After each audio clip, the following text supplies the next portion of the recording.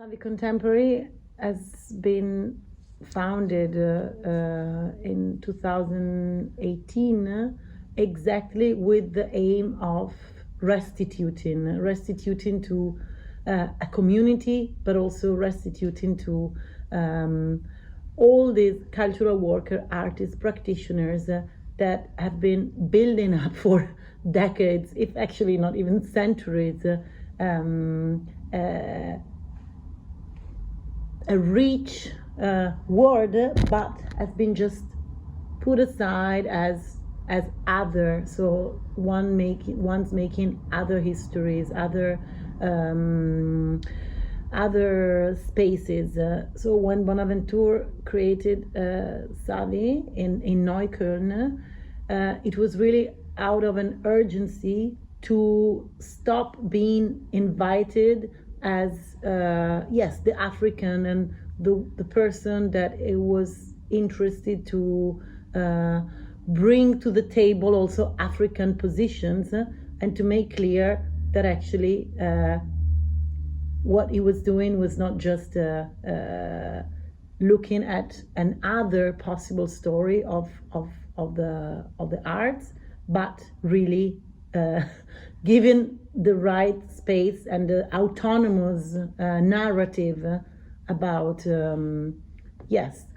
non-Western histories, art histories. So looking really in the historical perspective, but also in the possibility of unfolding the bold agency of contemporary artists that are not just stemming from the European, American context. So that said, really the only way he had to manage this urgency was really by making space for it, creating his own space, and not just being guest, but being the one that could say what he wants to say without being mediated or without being edited or somehow directed. And that was really the only thing to do, because even if Berlin already in those years was a progressive city with a lot of fundings and possibilities for looking at the geopolitics of the world, unfortunately it has, and I'm saying that because it was really mainly the Haus der Kultur in der Welt that was opening up the discourse, but it is also true that their gaze was very problematic and very ethnographic and very exoticizing. So yes, this is, I would say, really the reason why Savi started, and slowly, because it was really a long process and struggle. Now it's more than 10 years that we are existing, but the beginning was really hard in the sense that we had zero fundings. We were all working on a voluntary basis to build up this space, these narratives, these articulations and formalizations of a struggle that would have not been possible if not really just out of a fight. So after something like 5 years, 6 years even of work in the front line, like without any support, and also with a lot of disregard, or people saying, oh, how interested, look at these people that are doing these exotic things, wow. But not really understanding what was the aim and the intention of the action.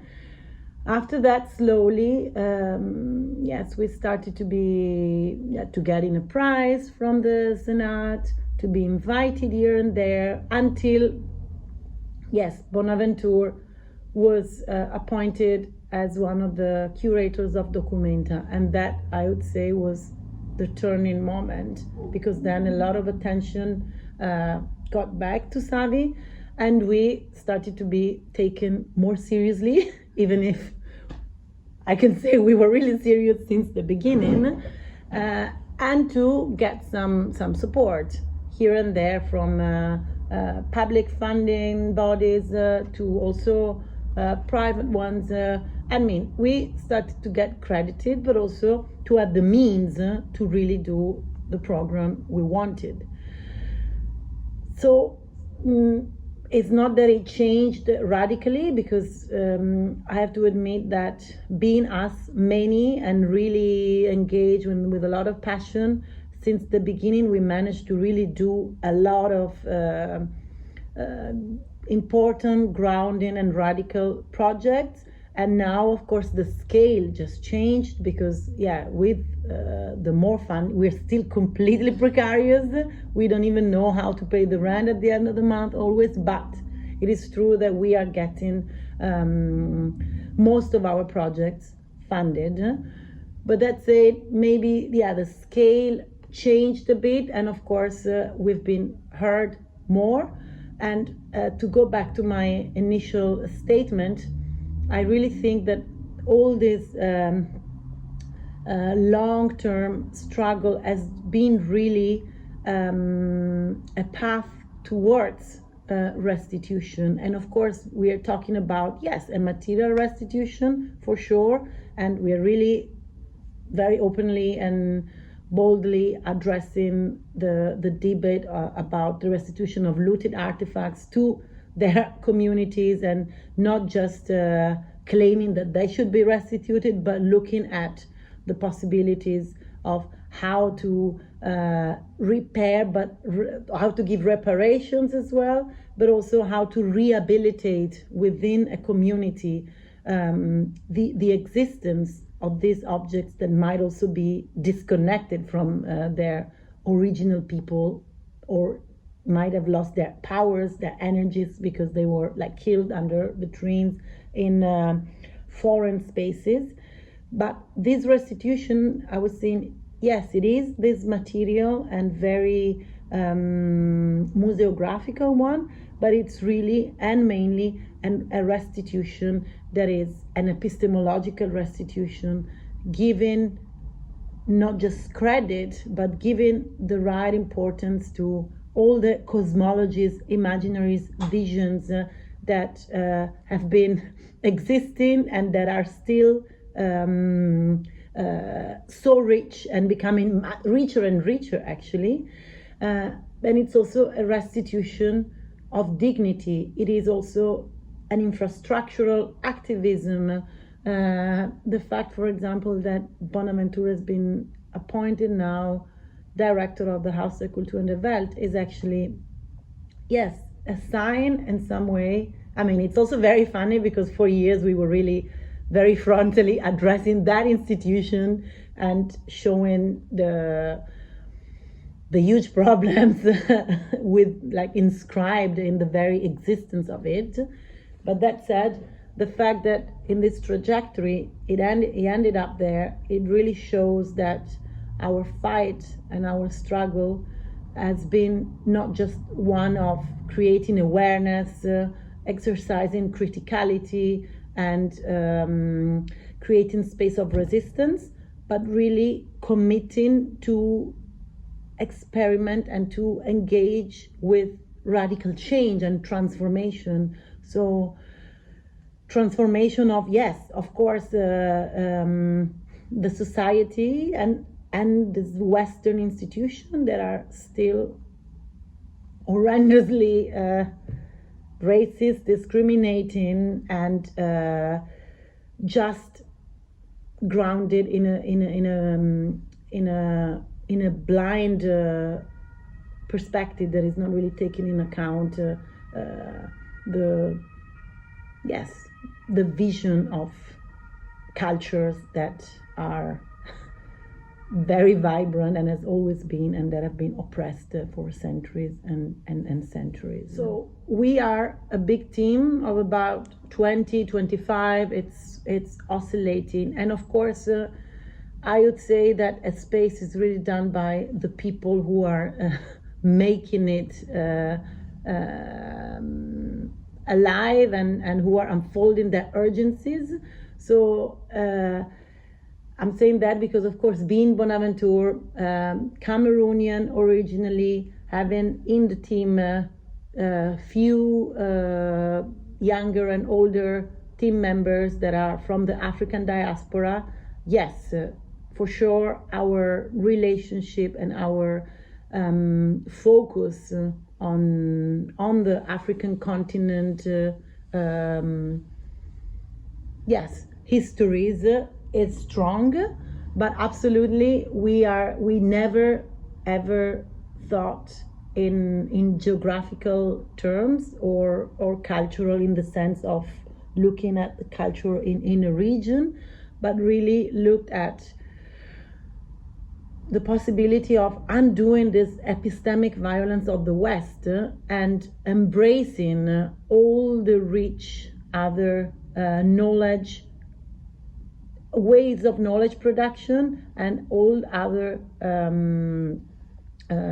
histories that have been, yes, kept aside. So our focus is really one that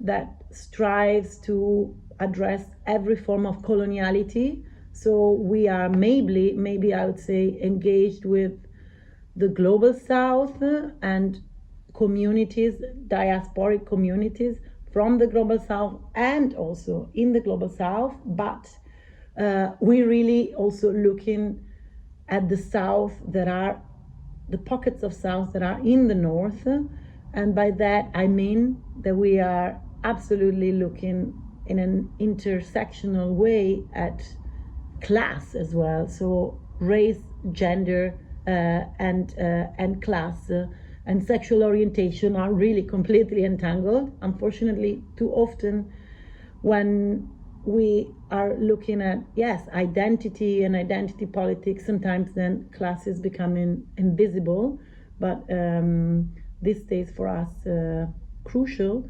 But also, talking again about the South in the North, I mean, we're looking at all these communities that have been oppressed within the North, and I'm thinking about, just to mention few, I don't know, the Sami in the Nordic countries, the Roma, all the many communities that have been suffered since centuries because of, again, this epistemic violence of the narrative done and unfolded by white men. So our struggle is actually foremost and utmost feminist. Okay. I would say we really not just consider ourselves, but we try to enact as much as possible Savvy as a community space more than an art space. So it's true that we do exhibitions. It's also, it's very important for us. We are exhibition makers, and we also get support from the state to make exhibition. But I have to be honest, for us, the most important thing is really embracing the different communities that are around us, with us. Of course, here in Berlin, we work a lot also with the neighboring communities, but at large, because of, in the pandemic, this also got accentuated, but we really have a huge network of people in different corners of the world that are following. Also because we have been inviting people a lot, but because they are interested to follow our work. So we have this community that is a physical community, and it's actually quite large, and it's here, but we really have a community that is expanded and worldwide, and that is really related to everything we do.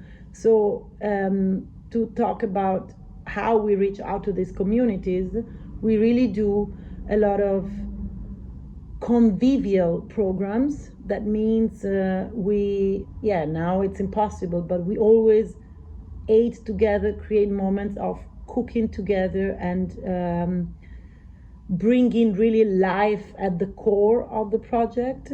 We do a lot of workshops.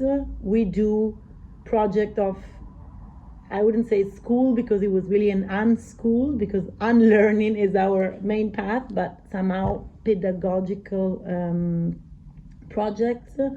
We do a lot of performance series because we really believe in other ways of writing history that are not just the canonical Western one where you have to write down. You were talking about that before. So we believe in the importance of the body as a site of discourse and historical discourse as well. And orality is also, absolutely fundamental. And we do really keep our doors open. So again, we are in difficult times right now, but the fact that Savi is really like an open door and people come in, out, we have a library, and as soon as also people are in need for some reason that might be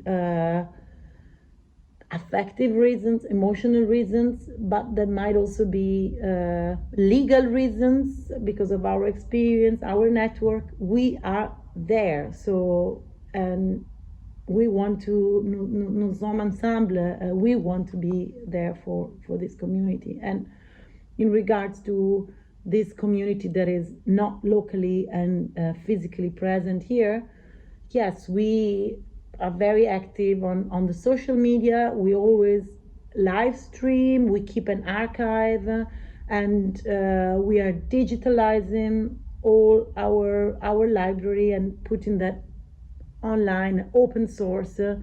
So this idea of openness and this possibility of embracing bodies is maybe the core.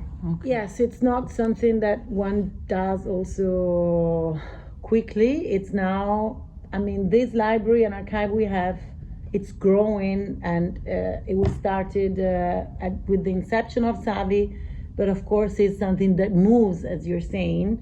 So it is since at least since the beginning. So at the beginning, maybe less in a digital way, but we started cataloging things and creating, of course, a ratio in the archive.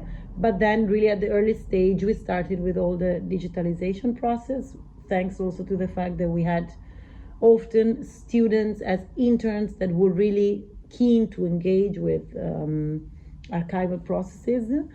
So we should actually talk with the team, because we have really this department, and even if Bonaventure, me, Arlette are somehow over on the top of things, but then we really give a lot of autonomy to each group, because they have very bold agencies.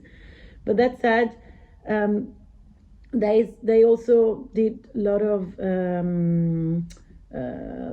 workshops, specialization to understand which could be the best model, the best tools. I know that they use Pandora, for example, for this archive, but that they are trying to be even more creative and not just using the technological tools that are the latest ones, but to really think through the philosophy that they want to have in this archive. So of course the way in which things are cataloged, the way in which they are made accessible, the way in which they are expanding and growing are all very well pondered and reasoned, and yes, it's quite exciting. And very recently we even got a huge loan, that is it's a loan by Arjuna Padurai, that is adding to our Savi doc, and it's like 5,000 books more that were collected by him, especially in the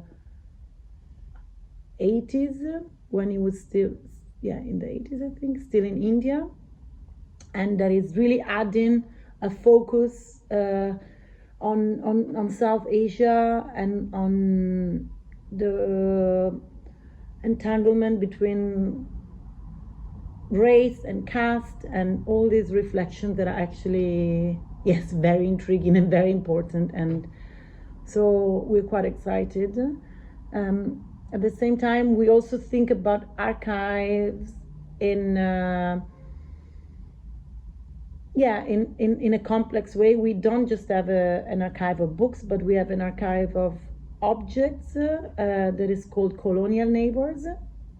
And there we, since the beginning, try to understand how can we develop a participative and radical archive where the objects that we're having are not the center of it, but they are just means to then activate processes and are not a treasure, because first of all, they're also unimportant objects. They are everyday objects that are tracing certain clear past and problems with German colonialism. And so they are actually objects that are even problematic and that we would even like to get rid of, but we try to find ways in which, yes, articulate processes by inviting artists, by mobilizing scholars, thinkers, activists. And for example, the installation we have now, it's maybe an interesting one. It's a German artist that is really focusing on the historical moment of the GDR and many political conundrums entangled with it. And she created this temporary institute that is called, in English is, in German it's Toxische Kulturbesitz, Sammlung, and in English I think it's the collection for the toxic heritage. So she is inviting, together with colonial neighbors, thinkers, artists, activists, to address the toxicity of certain objects and materials that are still circulating in our societies and that are clearly toxic, and that we have to understand how to deal with them, how to manipulate them, touch them, how to relate to them. And of course, the fact that is,